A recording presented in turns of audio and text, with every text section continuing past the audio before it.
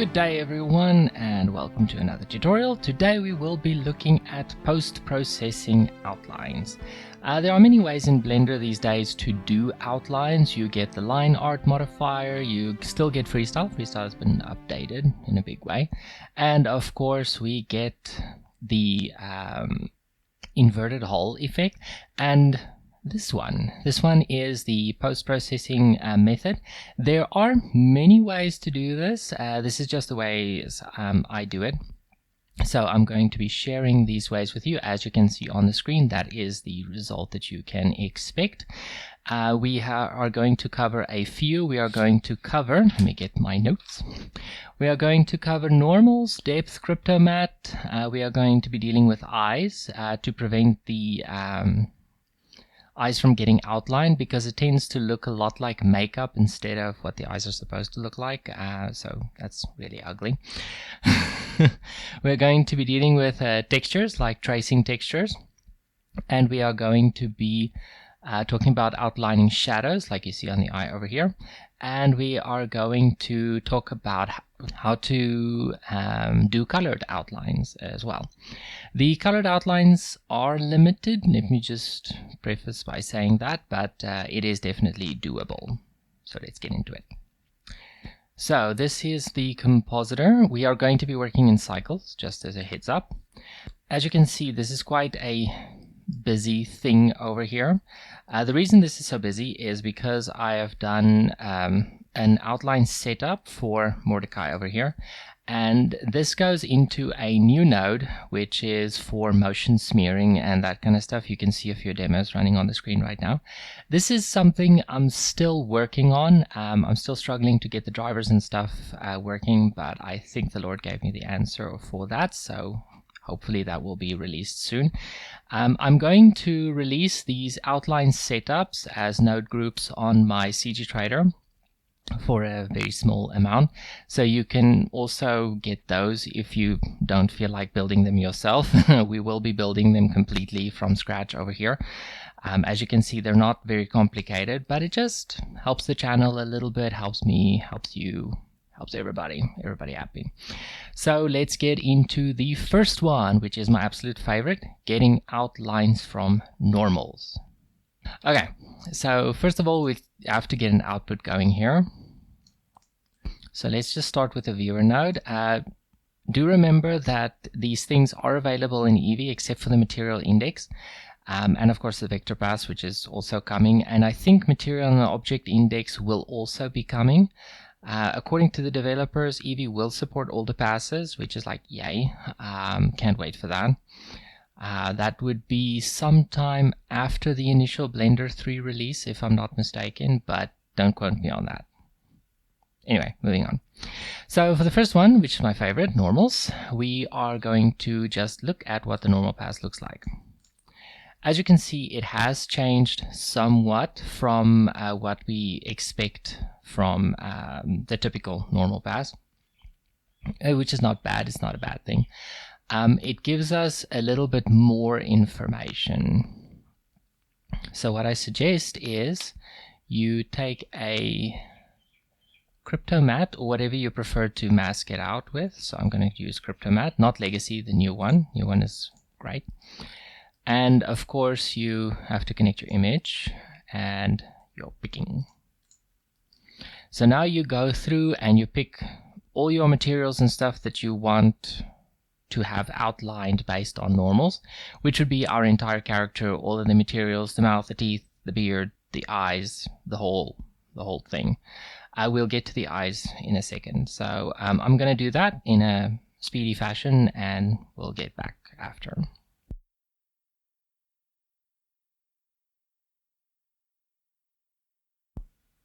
Okay, that should be pretty much everything. Of course, there are a few missing, such as teeth and tongue and that kind of stuff, which I recommend you go through the shots and find a place where that is like really prominent.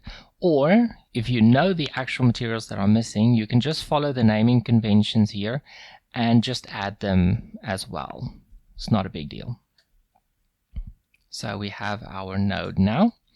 And that is lovely. So we are going to use this as a mask for our normal pass, which goes into there.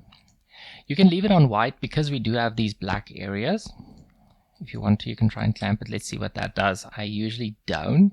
Okay, so let's just not do that in here as well. So go filter and use a filter. And you're going to set it to, I think it's technically pronounced Laplace, but I'm not 100% sure. I'm just going off of anime over here. But I always say Laplace because that's what it looks like. So however you want to say it, that's correct. So add a color ramp. Now this is going to be the way we flip it so that we get our black lines. Now don't be afraid of seeing some soft shaded areas. That's absolutely fine, such here on the nose and stuff. We don't want those lines, but we do want the others to be as prominent as possible. Okay, and you'll see why in a second. So you duplicate this one and you put it there, but in between you add another filter node to soften. And you're going to flip this one just so we have a normal result, and you're going to set it to constant. You don't have to, I'm just showing how I typically do it. You can modify this to your own happy extent. Okay, so we just want to make sure we get the eyebrows and everything else we want nice and sharp. We don't want this stuff on the nose. I think something like that is good. And on top of that, we add the new anti-aliasing node to clean it up. And there you have a very basic setup of how to get post-processing outlines for normals. But this is not quite finished yet. So if you want to, you can soften this out a little bit more, or you can intensify it. I think I'm going to intensify it.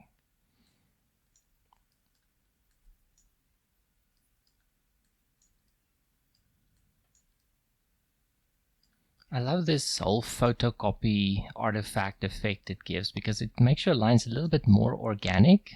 Love that. Okay, I think that looks good. So what we need to do now is we need to clean up these eyes because that just looks ridiculous. Let me show you what that looks like on the character.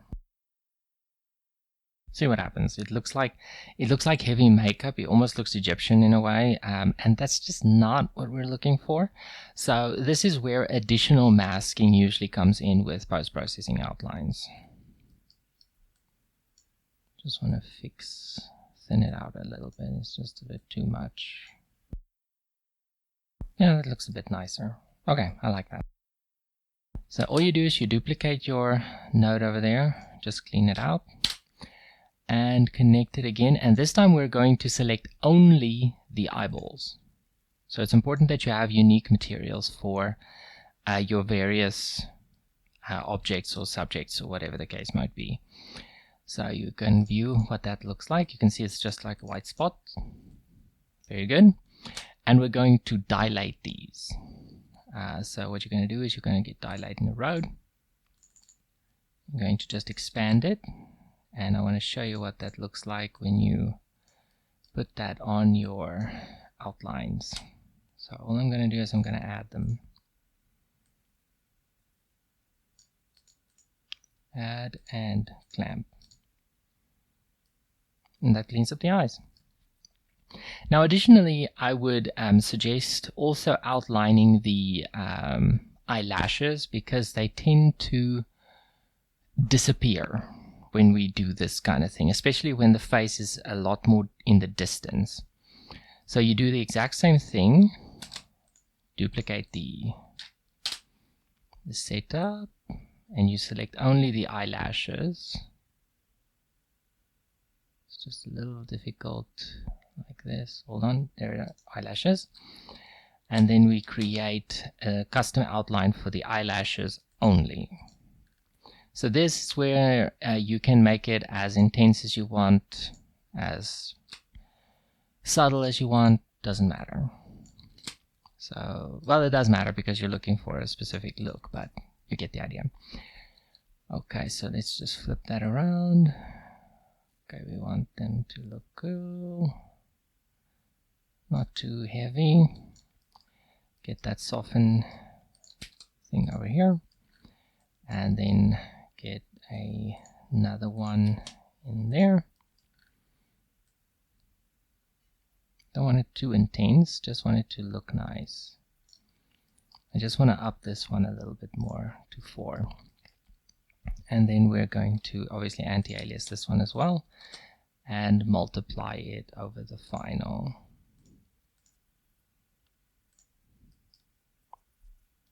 So we're just going to multiply it in addition to that.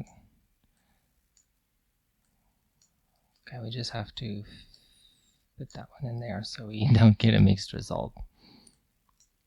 And there we go. There we have some nice looking outlines that do the job. Look really, really nice. And that's the normal way of doing outlines. Now there's another way that I usually combine with this, and that is using material boundary. You find this in Freestyle, you find this in the line art node, not node modifier, grease pencil stuff. So all you need to do is you follow the same idea over here as selecting your whole character, because obviously that's where your material boundaries are. So we're going to do the exact same thing, except we are going for the cryptomat itself in the actual mix. So we're going to select image, and we're going to add the picking in there, and we're going to add the mat over there. And you can make this black, you can make it white, doesn't matter, as long as it's not the same as the various colors in the picking, you should be fine. So if you look at that, you still get that. That's really good. And if you filter this, you have to clamp it though. I'll show you the way it looks when you clamp it versus when you don't. So you get the filter node, set it to the plus. Okay, now you see this red. Watch what happens if I add a color ramp to it. Let's take the same one. And look at what happens if I clamp the picking. What do you say to that? That looks really good. I love that. So if you want to, you can, for example, combine this with the normals and just reduce the normals. It's absolutely up to you. But as you can see, they really do work well together. So if you want to and you're happy with that, you can do the exact same thing that we did before, which is to soften it up and then to harshen it up and then to clean it again so that we have nice and strong outlines. Just want to make the black a little bit stronger so we don't have lines that break up unnecessarily. I think that looks absolutely spectacular. So you combine this with your normal outlines before we add the eye mask over it, obviously. So we're just going to multiply these, and that then goes into the area where we add the eyelashes again. If you want to, you can clamp it. I kind of suggest clamping it because we tend to exceed our natural image boundaries between 0 and 1 if we just keep multiplying and adding. It can lead to issues such as the red with the picking layer, picking pass, whatever, I don't know what you call it. I don't use these terms in every day. I just don't. Okay, so what I want to do, because we have these additional nice and crisp outlines, I want to bring the normals down a bit. In order to do that, we're going to just, let me get my cursor back, going to reduce the multiplying of the cryptomat picking layer. This is the one I'm looking for. Okay, so I'm going to select this again, and we're going to be using these instead.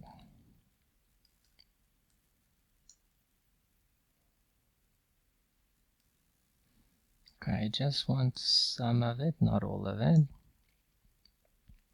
The material boundary gives us a really, really good, even intersection type of outline. Okay, I think we need to just make it a little bit stronger.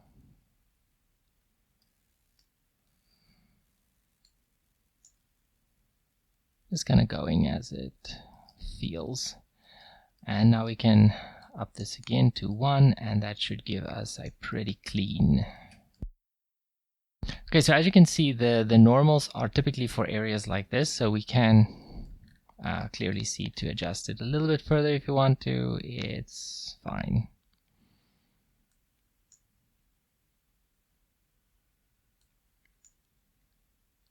Just want to make sure the crown doesn't look ridiculous.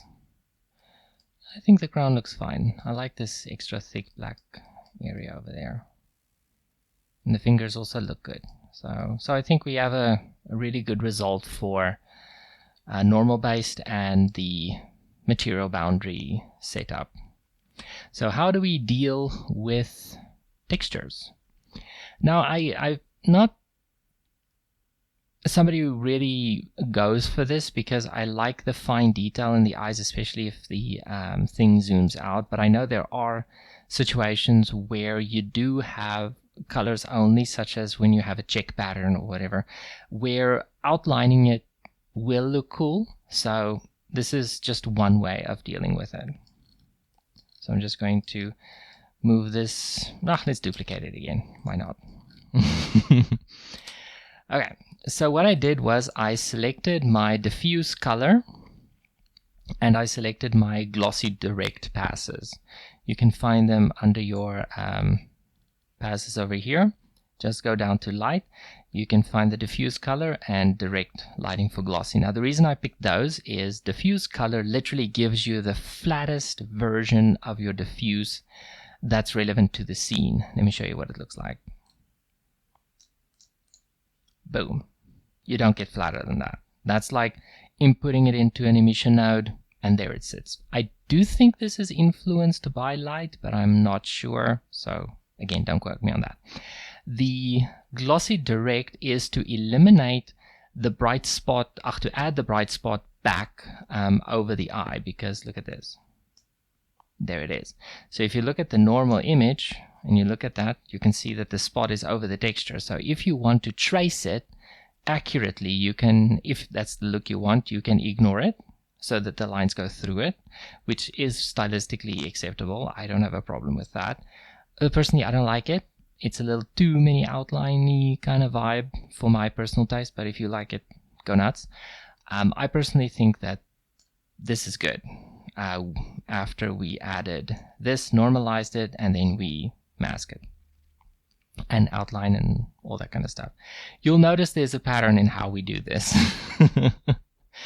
So how you do this is you mix these two by adding the glossy direct over the diffuse, and that gives you the flat version. Let me just click add. There you go. Now this is not always going to work with every kind of glossy shader because this is a very NPR approach, a very anime-esque approach. So your glossy direct is pretty much just a white spot.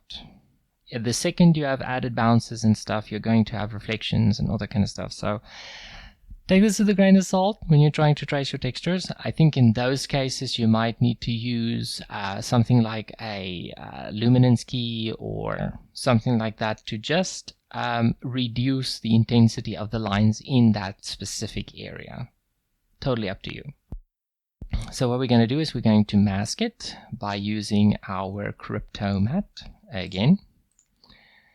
This thing is very popular today. So let's just pick it, and that's going to look like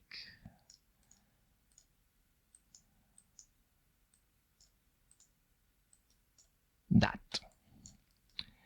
Okie dokie. So now we're going to trace the texture. The texture is basically, think of sound waves. Think of sound waves. The higher the sound is, the higher the frequency is. The reason for that is that the waves are spaced closer to each other at a higher amplitude, giving you a very sharp sound. Now, images work in a very similar way. You can test for frequency based on how blurry the image is, how sharp it is, how much anti-aliasing there is, how little there is. And that's how these image filters work. So when you trace a texture, you're tracing based on contrast, frequency. So let me show you what happens. So filter, and we're going to set it to the same one because it produces a thinner outline. Now look in here. You can see that there's a higher contrast at the bottom of the color of the eye than inside here on top. That's what I mean by it looks for a higher frequency in order to produce these lines. I've done this when I developed my own anti-aliasing node. I tested for frequency, and based on frequency it blurs it, blah blah blah blah. So let's just not get technical right now. Okay, of course, because we want black outlines for now, I'm going to simply use a color ramp. We're going to use color ramp for the colored outlines as well, so that's not going to change, just a heads up. Now this is where it becomes a little bit custom when it comes to textures. However, you can stick with a 0.1, 0.08 value. It just depends on what you're looking for. And of course, we're going to add a soften filter and another color ramp, which we're just going to flip, set to constant. Oh, I love the fact that this is so organic. It's just so, just love it. And of course, anti-aliasing it. And there you go. So it just produces a nice outline based on what it actually sees. If you want to prevent this kind of thing from taking place, it's not a problem.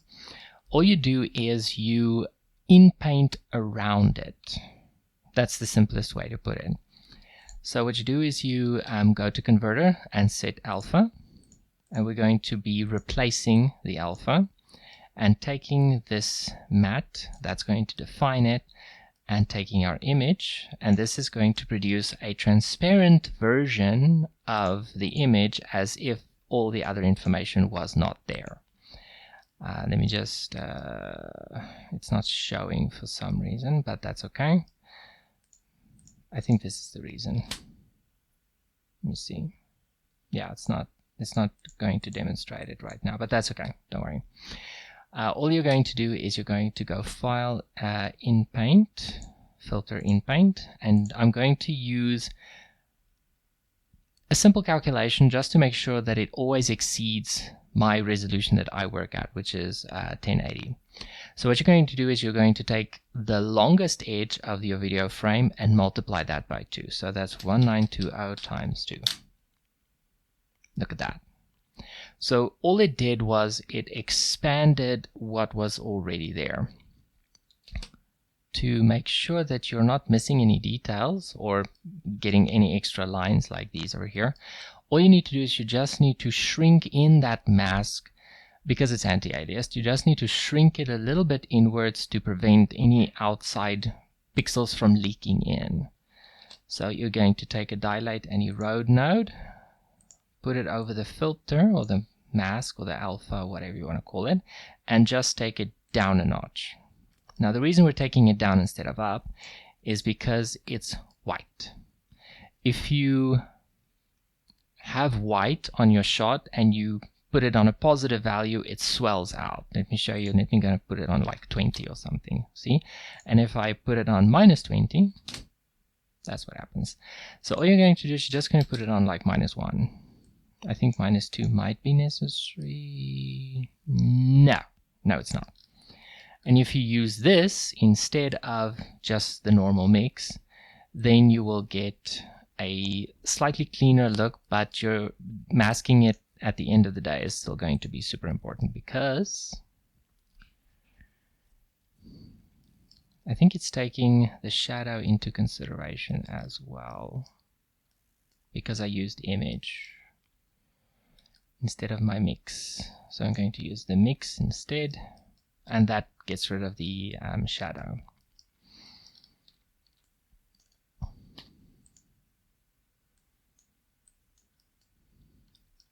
So I want to show you what that looks like in here. So when we in-painted it, we just extended it. Just like that. So in-painting is a super useful feature. You'll see I use it a lot in my nodes on Blend Swap. Link in the description.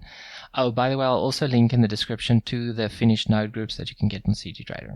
I still have to make them, so just keep an eye on the description if they're not there already. So yeah. And of course, we just follow the usual method of multiplying it over our image. Let me just find it.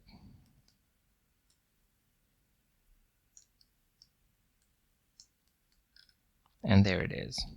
So let me just demonstrate it by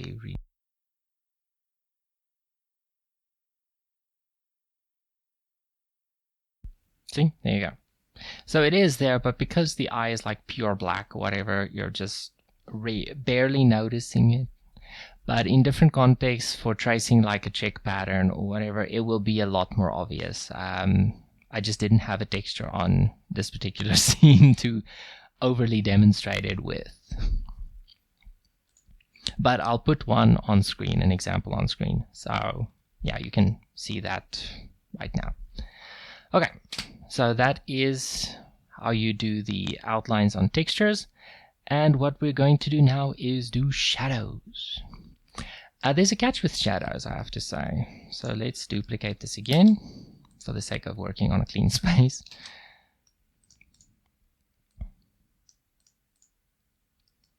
And if you take the shadow pass, which is absolutely necessary for this, you can see that everything that's pure black shows up in the shadow pass. I don't know why. I think it has to do with just plain brightness values. I don't know. I have no idea. Maybe just upping that a little bit will prevent it from showing up, because you don't get different color values. It's just a matter of the texture is black, so it's going to show up black. Whatever. So if you want to, you might be able to prevent that by putting it on like 0.001. You know, so it's just above 0. I don't know. Let's do it. Let's give it a taste. Let's give it a taste shot.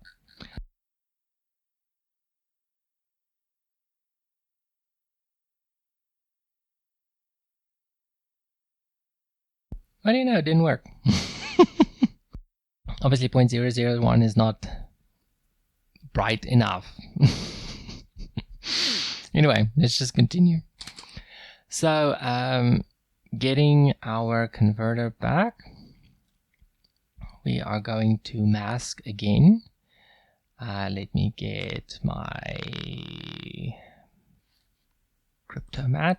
For some reason I'm very slow sometimes. I don't get it. So let's just get the picker.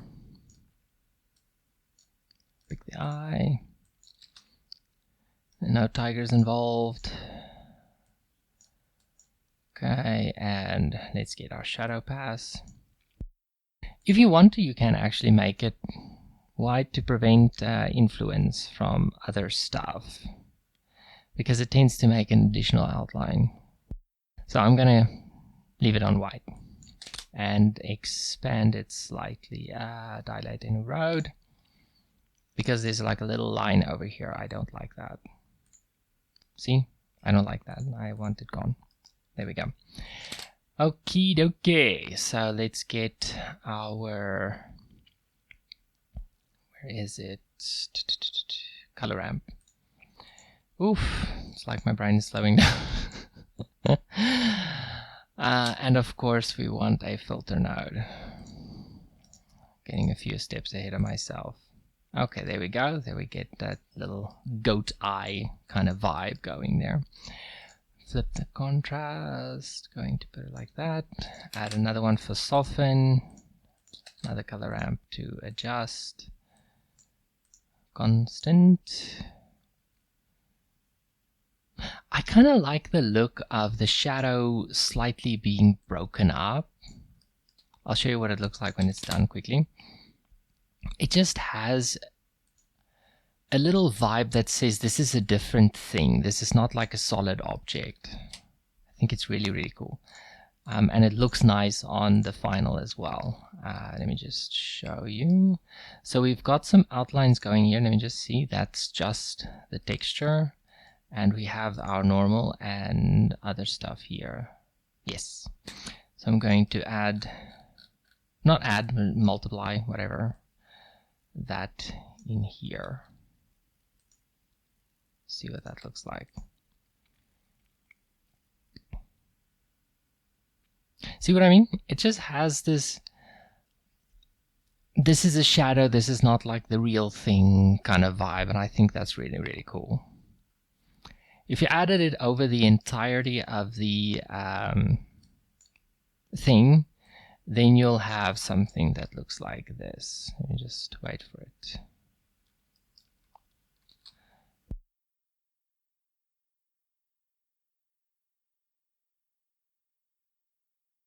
So you're getting the shadow outline on Mordecai over here, and of course it also takes into account that texture of the eyes, so the eyes are a little bit mucky over there. And you get the outline on the beard, on the shirt, and of course here on the background as well. Little sketchy outlines. I think that's very, very cool.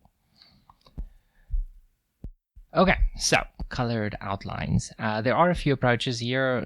Now the biggest thing to do these kinds of outlines with, especially if you want them colored, which we're going to be using this one for.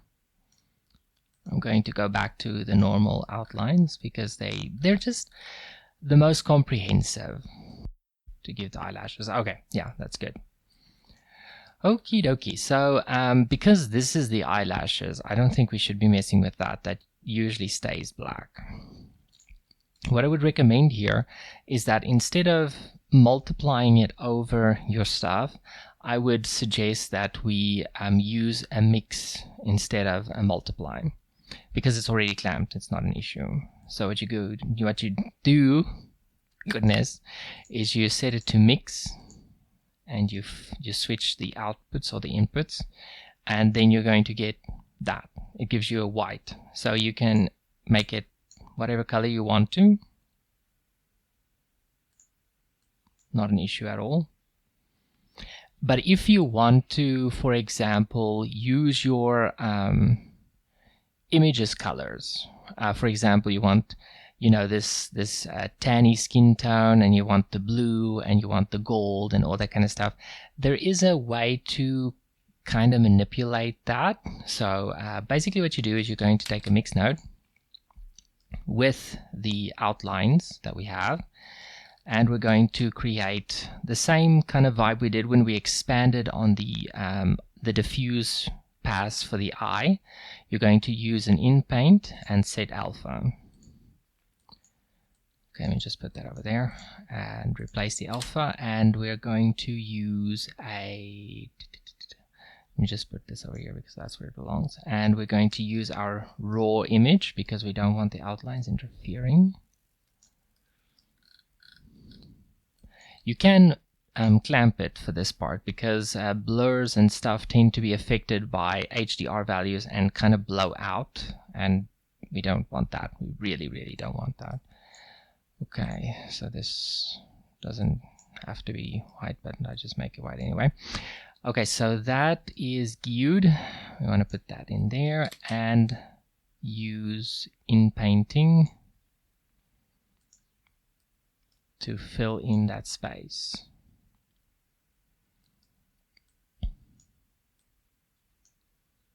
You can see it just kind of just expanded a little bit. Just expanded a little bit. Okay, and then we can just blur this. You can skip this part if you want to, or you can invert it. Let's invert it. I think that'll be interesting. Invert. Boom.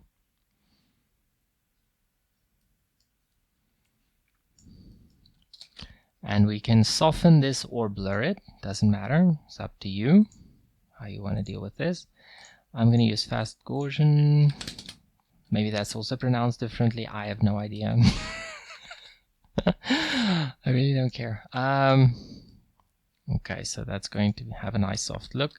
And now we're going to mix this with black so it's darker. You don't have to, it's just a good method. And then that goes into the mix. which is supposed to be over here. The lines are black, so that goes in there. Okay, and the normal image goes in there, giving us something that looks like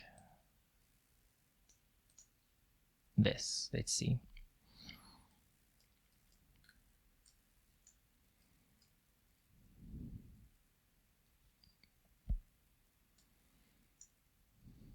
Okay, now I'm just going to darken it a little bit more. Let's say 0.8. So there you go. You can have slightly colored outlines, and it's very pretty. It's very soft. It's got a nice soft look to it. And it used your original image to create it. Take that, freestyle. I'm just kidding. I like freestyle. It's just too slow for my computer. My computer is quite old. So it's as simple as that. And this is, of course, gets the multiplication from the eyelashes. And that will look like this. Just give it a few seconds. And there you have the eyelashes back. And this just gives you a very nice and soft feel to your image. Okay, and last but simply not least, we are going to tackle depth-based outlines. So let's duplicate this one again. Now, I'm not a fan of depth-based outlines, and you will see why. Let me just get that. And this is where material index is, or object index, whichever you prefer, is going to be your friend because of anti-aliasing. The ZPass does not have anti-aliasing on it. I'm not sure exactly why. I'm sure there's a technical reason. But it means that when you try to mask it with anti-aliasing applied, you get this weird fringe, which I will show you. So let's quickly do that. So we have our viewer, and this is our depth. That's what it looks like. Hold on. Now this is the issue I have with depth maps, is that they're huge. They're absolutely huge. So getting a relative result is difficult. So for the sake of making it easy, let's just work with what we got right now. So in order to get a more normal result, we are going to do the exact same thing that we did with the eye to deal with the shadow and the textures and all that kind of stuff to get a nice crisp outline that doesn't interfere with what we don't want it to. So you're going to go for set alpha again. Let's just put it in there. And I'm going to say replace alpha, and I'm going to use index, material index.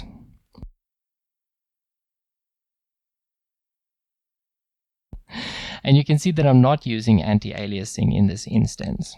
Now, what I'm going to do is I'm going to show you the fringe I was talking about by just masking it normally.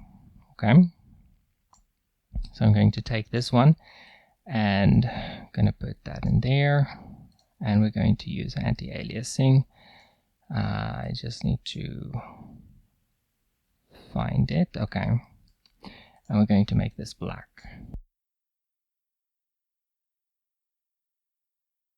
Okay, that's fine. We're just going to adjust it.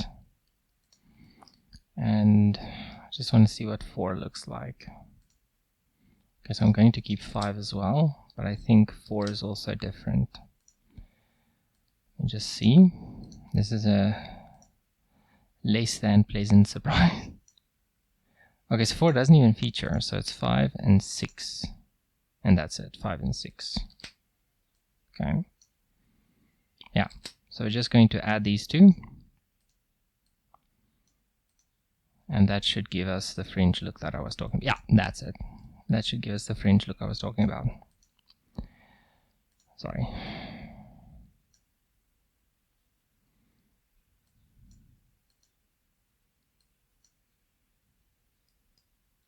Okay, I'm going to normalize it because you can't see it as clearly right now. Let me see if you can afterwards. No, it doesn't want to show it as clearly. So I'm going to zoom in to show it. Look here. Look at these little bright spots you get around the edges. Those you do not want. The more you get, how do I put this, a normalized result for your actual depth, the worse this becomes. And you get these little fireflies that just get stuck in your render and prevents you from getting the right result. It's awful. I'm personally not a fan of it, and this is where material index is the best thing since sliced bread, because you can turn the anti-aliasing off and then it vanishes. The problem just absolutely disappears. Look at that, nothing. It's perfect. And because of the fact that it is absolute perfection, I'm just going to put this on 0.5. We can do the in-painting thing we did earlier. The reason we do this, I will show you in a second. We're doing the same thing, 1290 times 2. And that will give us this. Hold on. See? Absolutely perfect. And this we normalize to give us the maximum difference between black and white, giving us the maximum depth difference for the objects that we want, etc. So you're going to go to vector and normalize. And that gives us the maximum difference between black and white. As you can see, it looks pretty good. I think it's in the wrong direction though, because I see Mordecai filled in instead of filled out, and I think it's because of this. Yes, it was. Yes, it was. That's the only issue. Okay. That looks very good. Okay, so there you can see there's the hand, there's the ball, there's the face. It's not super obvious because of the stretching, but you get the idea. So we're going to follow the same principles. We're going to get your filter, set it to Laplace, and that's going to give you this. It's not great, but it'll give a good result. So you're going to take your color ramp, flip it again to get nice and crisp lines. With depth you're going to have to go a lot further. You may even have to use 2 color ramps to get a strong enough contrast going. And just look at that, you can barely see the face. It's absolutely ridiculous. I just need to flip this.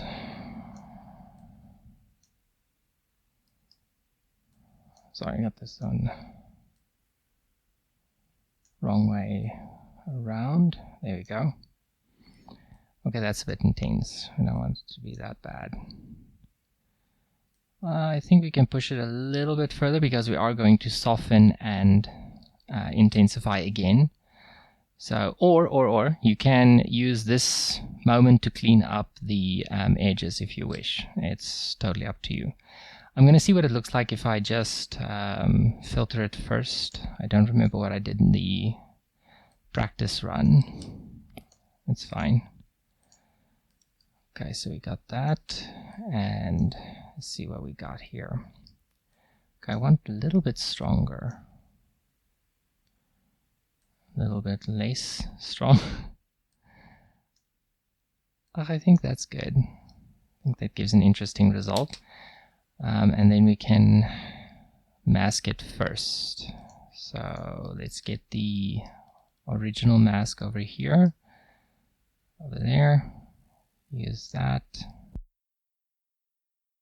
We're doing it now because we haven't added the anti-aliasing yet, so it'll still give us a good consistent result. There we go. Got our clean stuff on the outside. What you can do here is you can dilate it again, dilate and erode. It's a very, very effective thing, and it's also something I use a lot more than I thought I ever would. So keeping it on step, let's just see what the best result is. I think in this case it has to be bigger.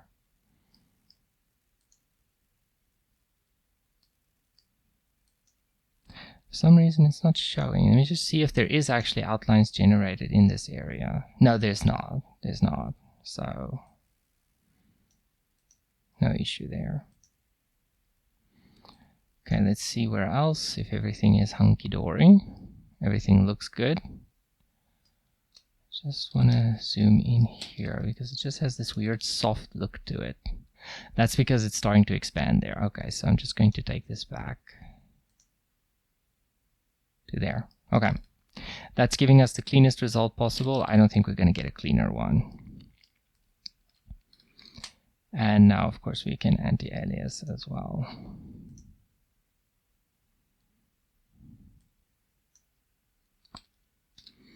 Let's just make this one so it doesn't look so jagged.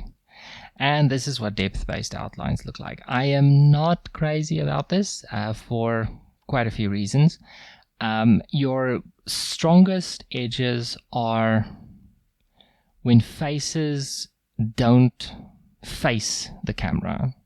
Take a look at this, his sides, for example. Look at how dark that is, and look at the sides of the beard, and look at how little we have over there. I don't like depth-based outlines. I don't think in the post-processing context they produce the best results. They did produce incredible results with the edge feature from Blender 2.49 up to 2.79, if I'm not mistaken. I think the edge feature did a better job of depth-based outlines than we can really do in the compositor. I prefer going with the normals and all that kind of stuff. This does look nice. You can use this. You can use it in conjunction with the others. I think the biggest lesson in the whole thing is that your let me just get this right. Your best option is to combine the options that you actually need and to exclude the ones that you don't. When it comes to outlines that are selected, edge marks, I don't have a solution for that yet. The biggest thing I can suggest is that you use something like a shape that you draw over, and then you just mask that one out.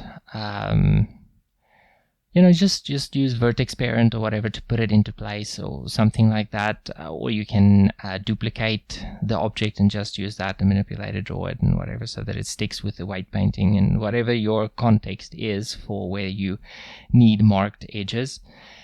Or you can just use textures and trace that using the UV pass and all that kind of stuff.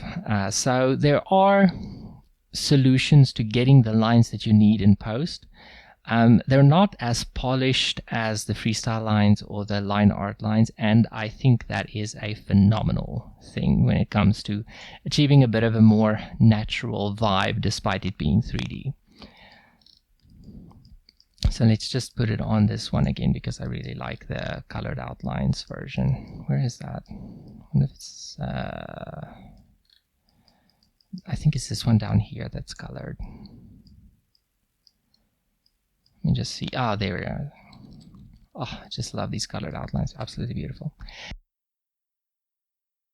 And that's pretty much all there is to it. This has been fun to do a new tutorial. I haven't done one in a very long time.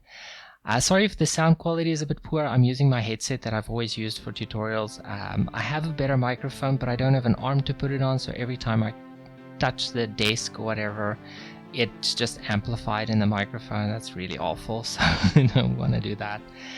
But yeah, that's it. So have a great one, and God bless you.